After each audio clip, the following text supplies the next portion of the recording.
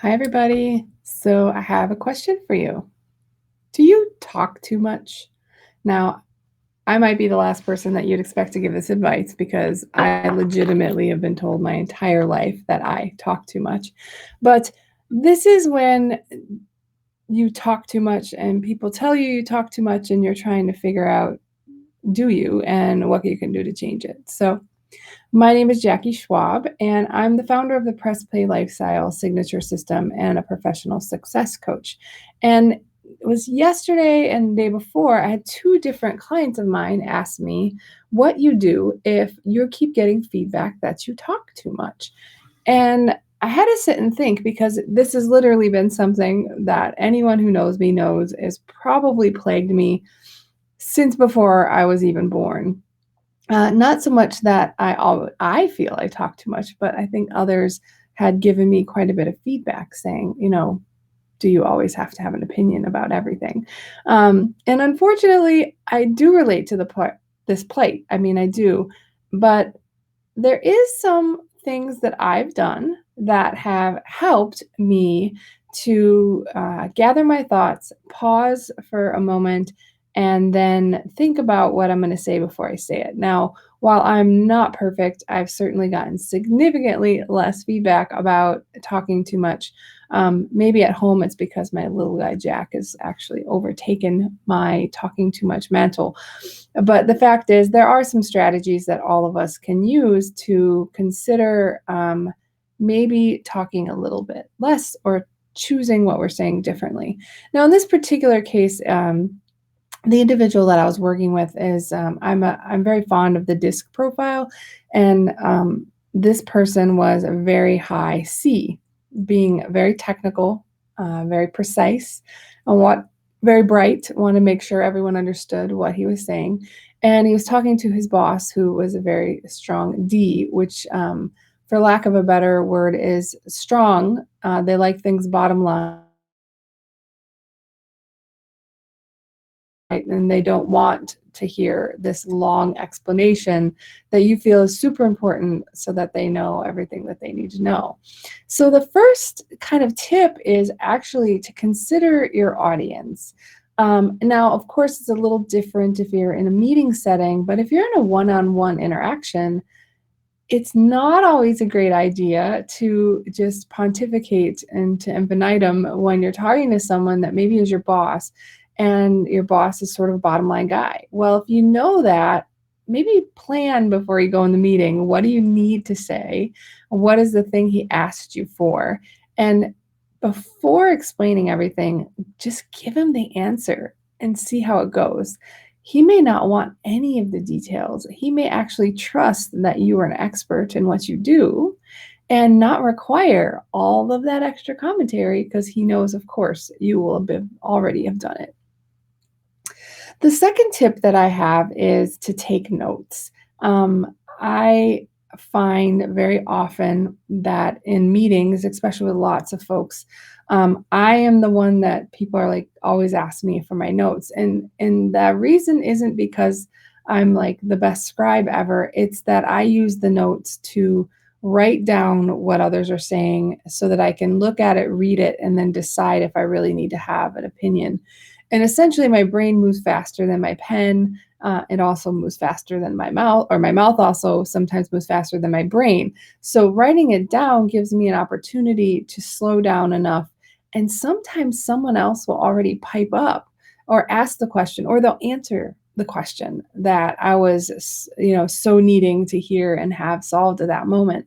So, one of the other opportunities is above considering your audience is also to take notes and use those as an opportunity to sort of slow down and get yourself together and gathered, and someone else might make the point.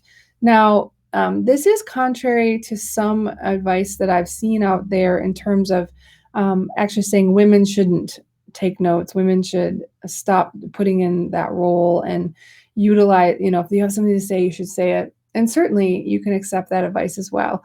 I'm giving a suggestion for those of you that feel you've gotten feedback about talking too much and that would like to see if there's ways that you could curb that behavior because you might, in some cases, agree that that's true. Second or third piece of advice, and this one is one that I'm still working on.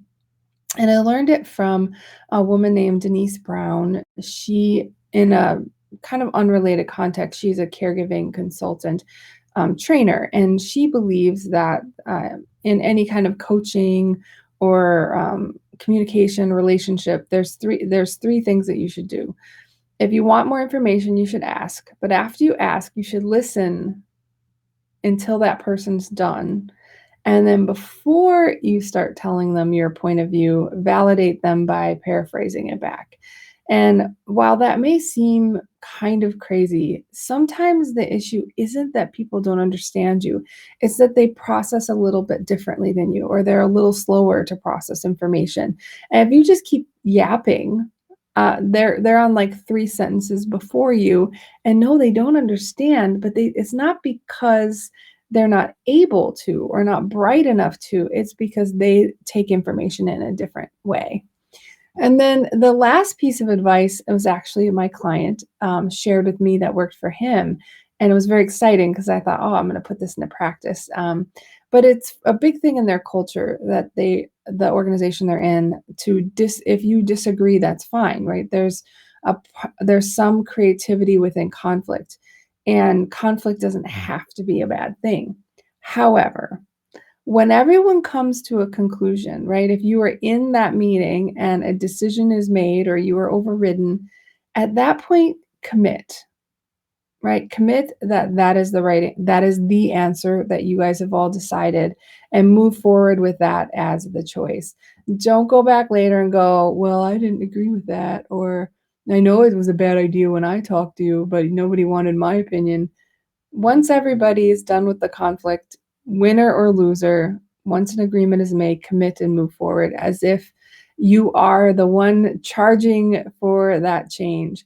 If you do still disagree, then don't leave until the disagreement is settled. That's passive aggressive, right? If you can't come to an agreement and you cannot commit, then your conflict's not over. So giving up and bailing,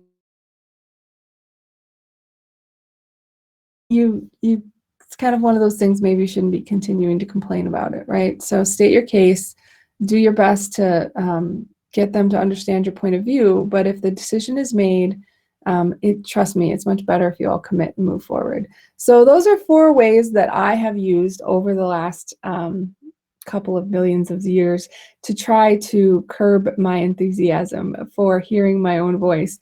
And look, guys, it's very likely in many cases you may be the brightest person in the room, or the most technical, or the subject matter expert. But everyone else there already knows that, right? They don't need you to continually remind them. Let them be heard too, because you are so bright. If they have different opinions or have some inputs that you might not have thought of, or even that you did, it might spur another idea for you. So if you let them be heard, chances are they might reciprocate and listen to you too. If you found this helpful or you got value from it, I would love it if you would hit like or share this with a friend that might talk a little bit too much as well. And then feel free to come over and check out our free Facebook group at Success with Balance for Career Driven Moms. So this is Jackie Schwab reminding you to embrace your pause, play the game that you want to win, and prosper with a life by design, not by default. All right, guys, have a great weekend. Happy Friday, and I'll see you next week, Monday. Bye.